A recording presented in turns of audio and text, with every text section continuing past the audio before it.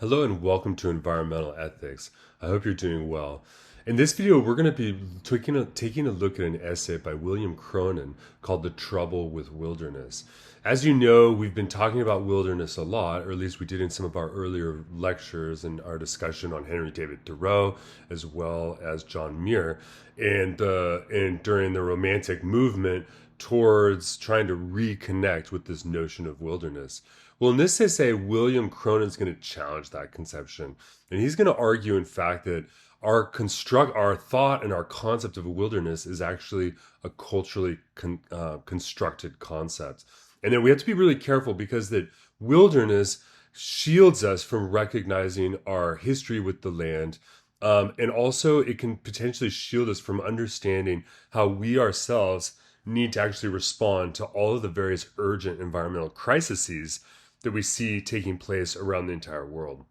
So this essay is something of a critique on wilderness. Now, it's a very short essay, so my video here is going to be probably a little bit shorter than my other ones. Now, we're taking a look at this essay in the context of our discussion of pragmatism.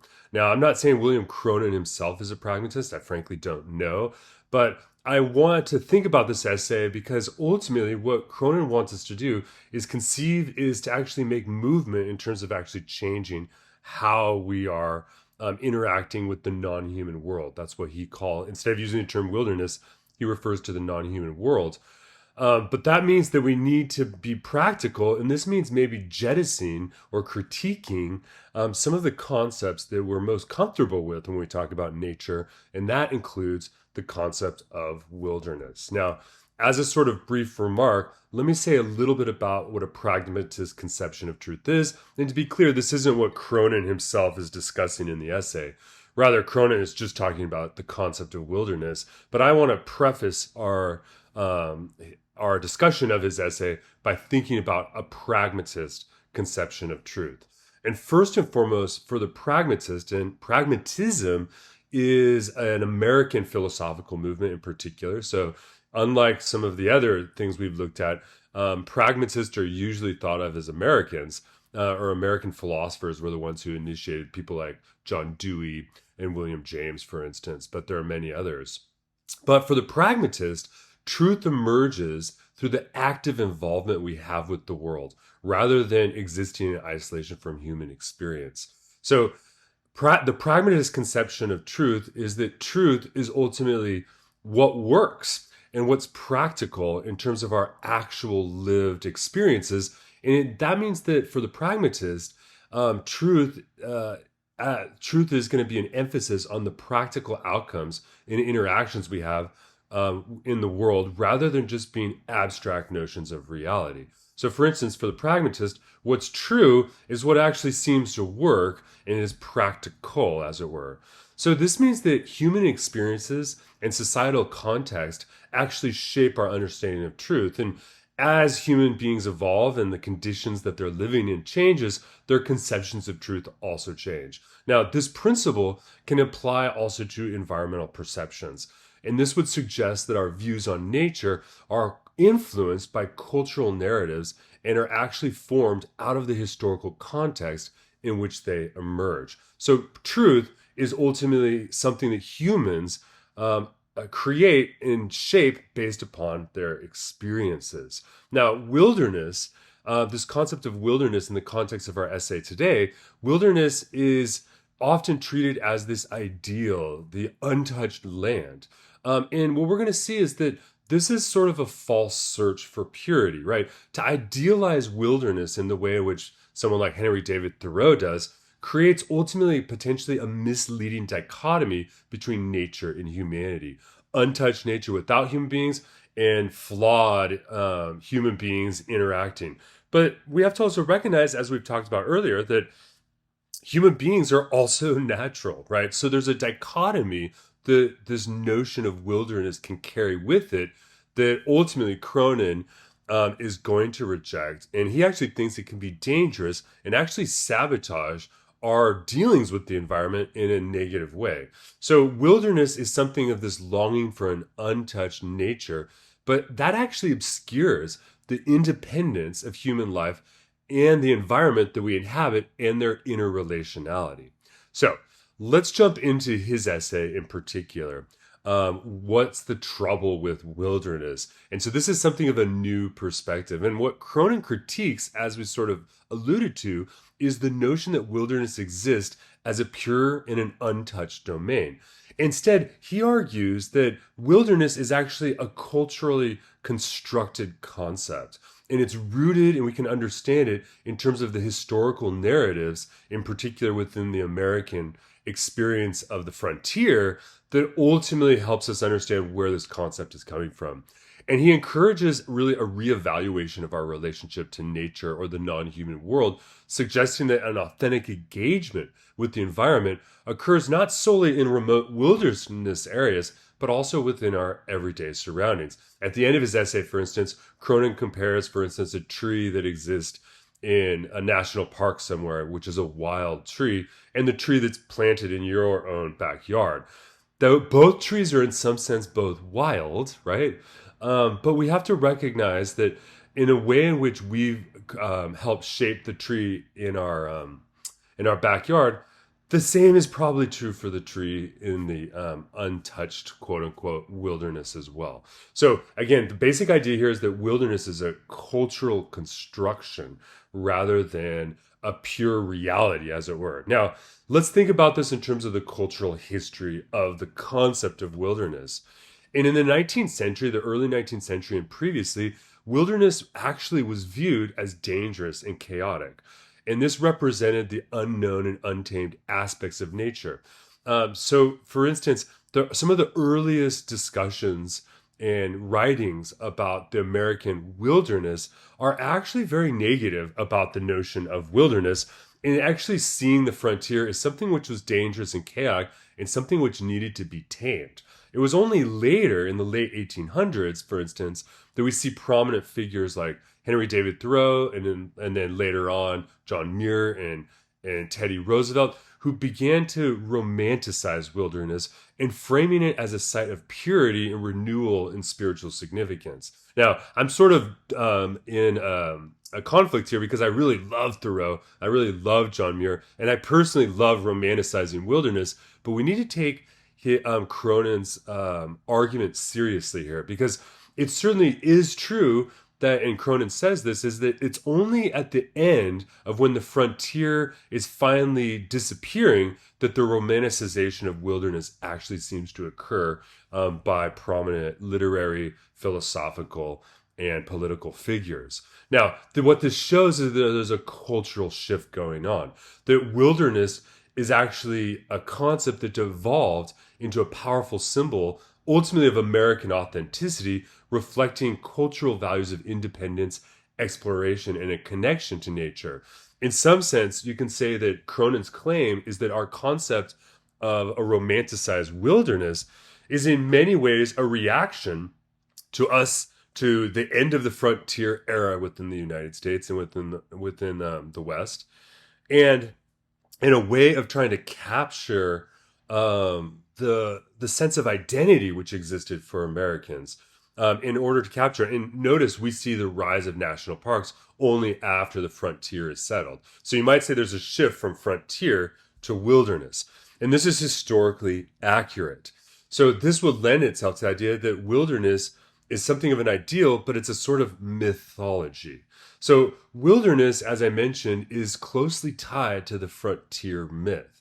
Now, the ideal of wilderness portrays the notion that the American nation, has an identity that's forged when human beings and Westerners encountered these untamed landscapes and therefore began to tame them. Now, this narrative romanticizes the idea of wilderness as a space of purity and authenticity, but what it does is it also overlooks the complex history of the American experience of the non-human world and the way in which it was quote unquote tamed. So that complex history is really important. when we think about empty wilderness, for instance, we often forget about the idea that there were indigenous peoples who lived there, right? So the concept, the idea of a wilderness that's untouched by human beings is really a myth that really never actually even existed, because there were indigenous peoples through living in the North American continent for thousands of years prior to the time in which Europeans landed and began migrating here. So this concept of the empty wilderness is a myth. And this idea that these landscapes are pure and never touched by humans is also not true. So we have to recognize that this concept of an empty wilderness that we might romanticize in some way is actually a form of erasure, erasing the actual history in which there were human beings who actually were living on these lands. Think about Henry David Thoreau in Walden Pond, right? For Thoreau, Walden Pond is a wilderness, right? Untouched by human beings. But what we don't see is a discussion of, for instance, the indigenous peoples that lived there for centuries prior to Thoreau. That gets erased out of this discussion. So we have to be careful, because this concept of wilderness, at least if we romanticize it, also is a function of cultural and historical erasure. So that means that preservation of the wilderness is also a way of erasing human history. The preservation of wilderness spaces, this whole idea frequently overlooks the human histories that are tied to these lands. And this actually can perpetuate a false understanding of nature as being completely separate from our human experience or from human involvement. And this undermines our responsibility to care for all environments, not just the untouched, untapped wilderness environments, but all environments.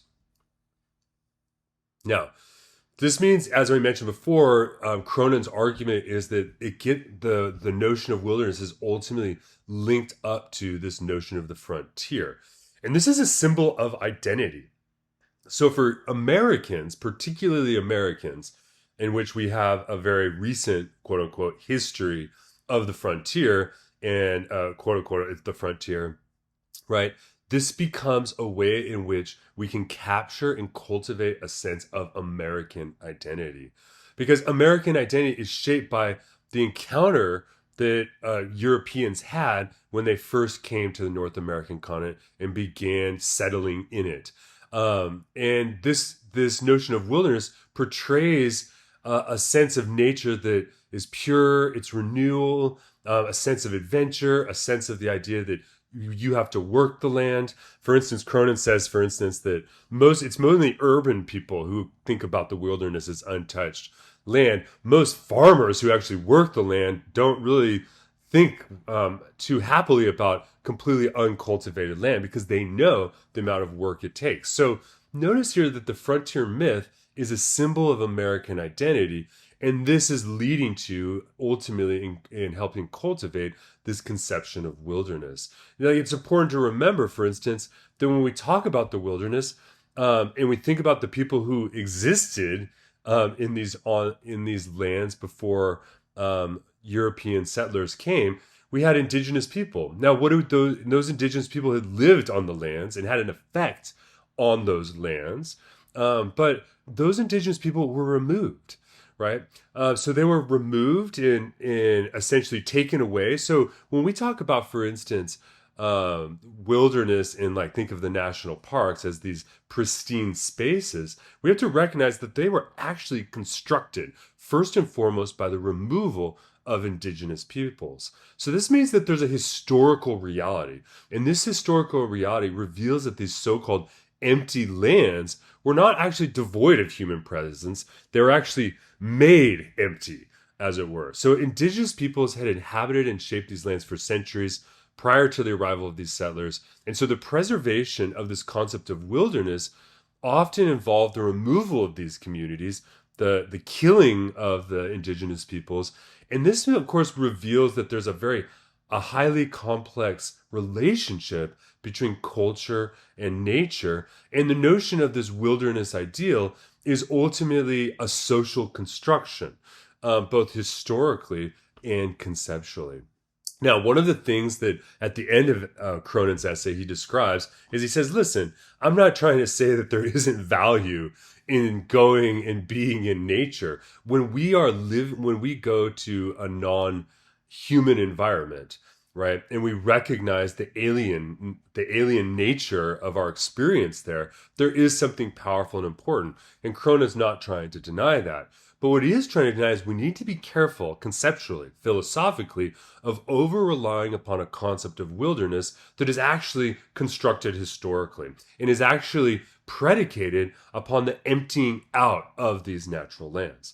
And then finally, at the end of the day, let's put it this way, Cronon's real hope is that we can actually make actual progress with the environmental challenges we're facing all over the world today. And he thinks that this notion of wilderness can actually play a destructive role in that, because the only people who can make a difference are actually humans. So human involvement is actually an essential ingredient if we're actually going to make headway in terms of the environmental catastrophes we see around the world, thinking of climate change, species extinction, habitat destruction, and so forth. So that's the trouble with wilderness. So I hope you've enjoyed this essay. It stands as something as a counter or a critique to our earlier discussions with Henry David Thoreau and John Muir on the concept of wilderness.